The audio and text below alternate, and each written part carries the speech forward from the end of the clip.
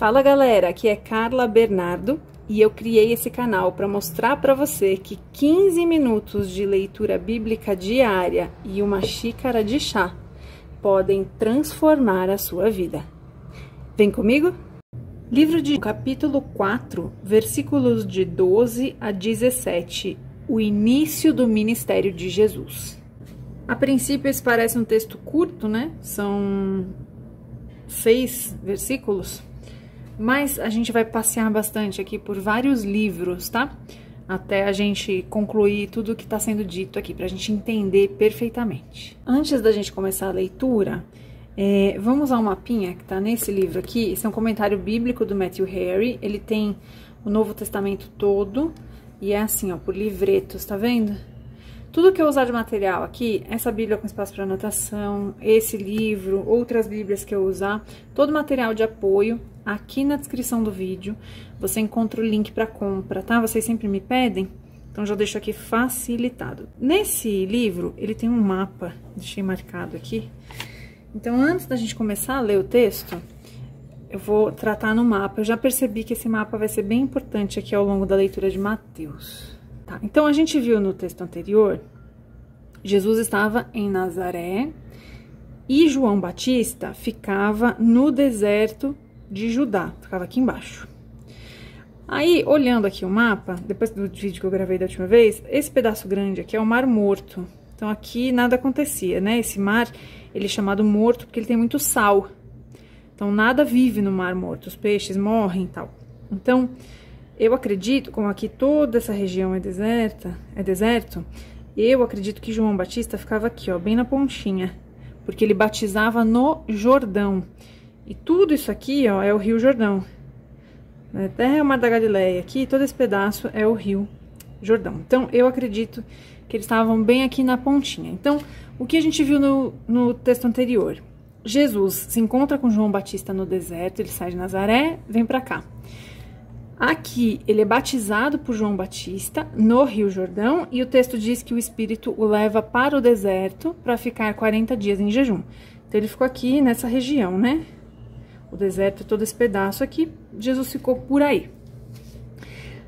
O último texto que a gente leu é quando termina o período desses 40 dias de jejum de Jesus, e aí o texto vai falar pra gente que ele volta. Então, saindo do deserto, ele soube que João Batista foi preso. Então, nos 40 dias em que Jesus ficou aqui, João Batista foi preso por Herodes. Herodes era o governador, né, o rei, enfim, da Judéia, e ele casou com a sua cunhada. O que aconteceu? Herodes se apaixonou pela cunhada, fez uma trama, mandou prender o irmão, isso tá nos livros de história, tá? Mandou prender o irmão e ficou com a mulher do irmão. E João Batista acusava desse pecado, né? Então, de tanto João Batista falar para Herodes e Herodias que eles estavam em pecado, ele foi preso, né? Por denunciar o pecado de Herodes. Então, nesses 40 dias em que Jesus está no deserto, João Batista foi preso. Então, o texto vai dizer pra gente que ele chega, descobre que João Batista foi preso, e aí ele volta para Galileia, ou seja, aqui para cima, ó, Galileia é todo esse pedaço aqui, todas essas cidades. Porém, ao invés de voltar para Nazaré, ele vai para Cafarnaum. Cafarnaum não está identificado aqui no mapa. Então, eu procurei aqui na internet onde fica Cafarnaum, e fica aqui, bem nessa curvinha do Mar da Galileia. Tá? Anotei aqui a caneta.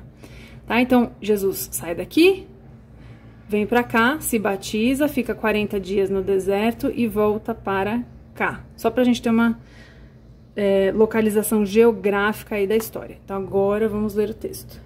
Jesus, porém, ouvindo que João estava preso, lembra que eu falei? Ele saiu do deserto e voltou ali para onde ele foi batizado. Voltou para Galileia e, deixando Nazaré, lá que eu mostrei, foi habitar em Cafarnaum. Por quê? Eu tenho um missionário conhecido meu que ele fala que crente não anda à toa nessa terra. É por isso, a gente nunca se movimenta sem um propósito, sem um direcionamento de Deus. Por que Jesus faz isso? Tem uma explicação e Mateus vai dar pra gente aqui, ó.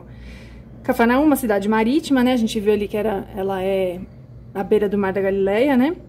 nos confins de Zabulon e Naftali, para que se cumprisse. Quantas vezes a gente tá só no capítulo 4, e quantas vezes Mateus já usou esse termo?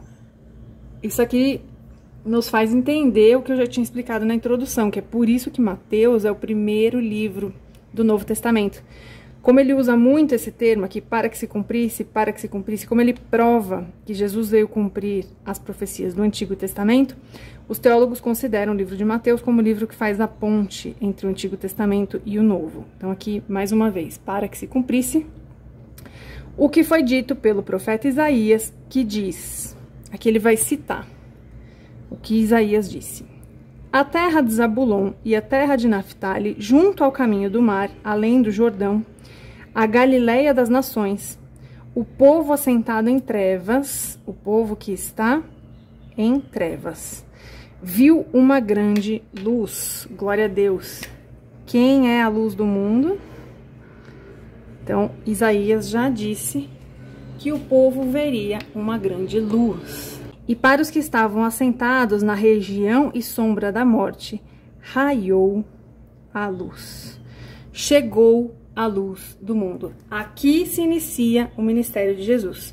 Ele se batiza, ele vai para o deserto, fica 40 dias em jejum, e o primeiro lugar para onde ele vai é Cafarnaum. E aqui começa o raiar da luz no mundo. Louvado seja o nome do Senhor. Desde então, começou Jesus a pregar, e aí aqui ele começa a pregar, e a dizer: arrependei-vos, porque é chegado o reino dos céus. A salvação, o reino de Deus, ele vem pelo arrependimento. A gente viu que já era isso que João Batista pregava, porque João Batista é aquele que preparou o caminho para a vinda de Jesus.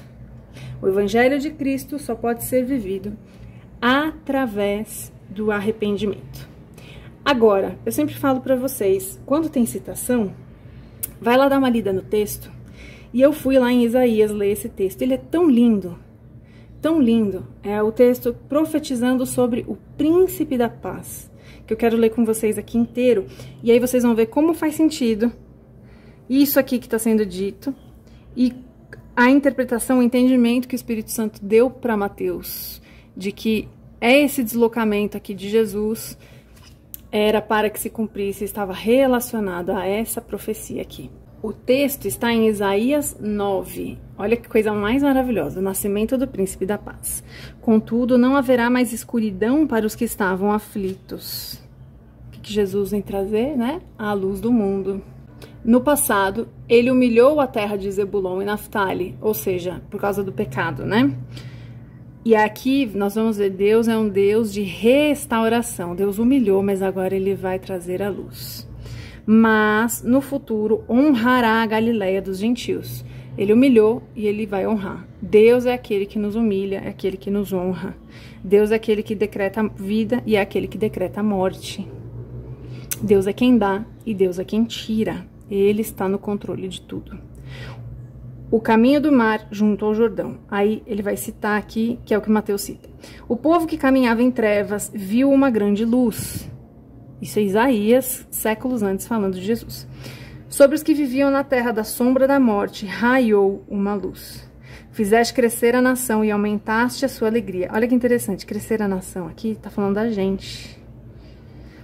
Por isso que Mateus não cita ali, porque até então, né, Mateus está escrevendo depois da pregação do Evangelho, mas certamente os discípulos não tinham a dimensão de até onde a palavra de Deus chegaria e que tamanho ficariam os cristãos no mundo, né? Isaías já está falando aqui sobre quase 3 mil anos depois desse momento aqui. Fizeste crescer a nação e aumentaste a sua alegria. Eles se alegram diante de ti, como os que se regozijam na colheita, como os que exultam quando dividem os bens tomados na batalha. Ou seja, a alegria diante de Jesus é como no dia de colheita, no dia de fartura, no dia da provisão do Senhor. Pois tu destruíste o jugo.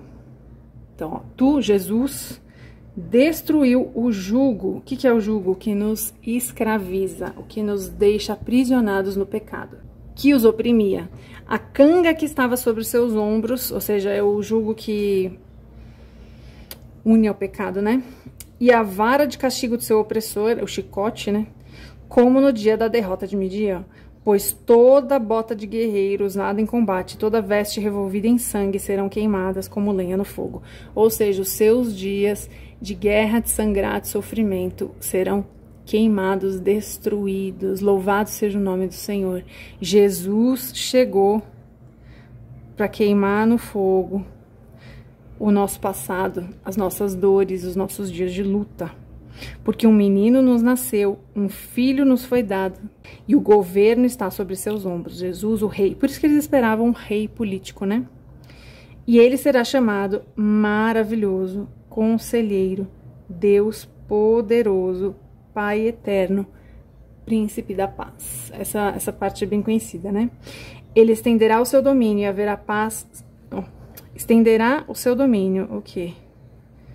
O mundo, né? Sai dos judeus e vai para todos os gentios.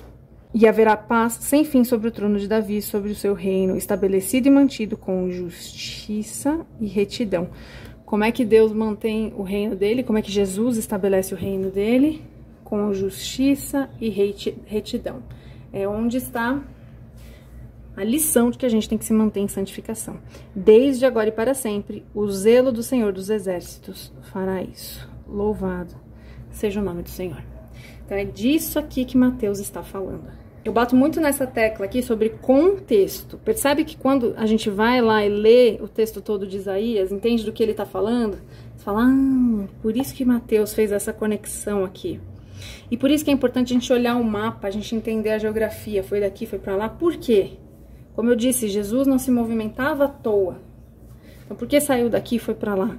Porque existem profecias, existem coisas do passado que esse povo fez e que contaminou a terra e que Deus está trazendo aqui nesse momento para cura, para reconciliação. Ele fala lá, né? Zebulon e Naftali pecaram no passado, mas agora eu vou trazer um momento de honra. Então, por isso, sempre leia a Bíblia com textos inteiros e leia os textos completos para você entender o contexto. Falando nisso, se você caiu nesse vídeo aqui agora, você não conhecia o canal, toda vez eu sugiro que você estude comigo o livro de Mateus completo, ou os outros livros que a gente já tem lá gravados. Eu sempre vou gravar o livro inteiro, porque é importante que a gente leia o livro todo e entenda o contexto do período, da história e tudo mais. Então, vou sugerir que você vá lá no canal, na aba Playlists. Você vai encontrar várias playlists dos livros completos. Tem alguns que já estão inteiros e nesse momento eu estou gravando o Mateus. Então você pode ir lá no livro de Mateus e começar a leitura desse livro junto comigo. Fica essa sugestão e eu aconselho que você sempre leia a Bíblia desse jeito, tá? Pegue um livro e leia ele de ponta a ponta. Eu uso essa Bíblia aqui para fazer minhas anotações, ela chama Bíblia Note, também tá aqui na descrição do vídeo o link para compra dela. Vou fazer a minha anotação de hoje. Então, para hoje, eu sempre digo para hoje porque a Bíblia é infinita, né? Amanhã você pode ler a Bíblia no mesmo texto e Deus te dá outra revelação, te direcionar para outro caminho. Para hoje, o que eu tiro daqui é que raiou a luz. O ministério de Jesus é iniciado com a analogia da luz do mundo, que é, né, Jesus é a luz do mundo. Chegou o momento de sermos libertos das trevas. Que no dia de hoje, você e eu sejamos libertos daquilo que nos aprisiona. Se você ainda não aceitou, não recebeu Jesus na sua vida como Senhor e Salvador, saiba que você pode fazer isso a qualquer momento. E na hora que você fizer isso, a luz vai chegar na sua vida. E você será livre das trevas, né? O que o texto diz aqui? Que o povo estava assentado em trevas, ou seja, morando na escuridão. Se você se sente assim, saiba que Jesus chegou, ele é a luz do mundo e ele pode te tirar desse lugar. Se você quiser receber Jesus como Senhor e Salvador da sua vida, eu te convido a fazer essa oração aqui comigo agora. Senhor Deus, eu compreendo quem foi Jesus. Eu compreendo que Ele é o Filho de Deus, o Cordeiro de Deus que tira o pecado do mundo. E eu quero receber na minha vida o príncipe da paz, para que ele me tire das trevas, Pai. Jesus, entra na minha vida agora como único Senhor e Salvador. Em nome de Jesus. Amém. Que Deus te abençoe.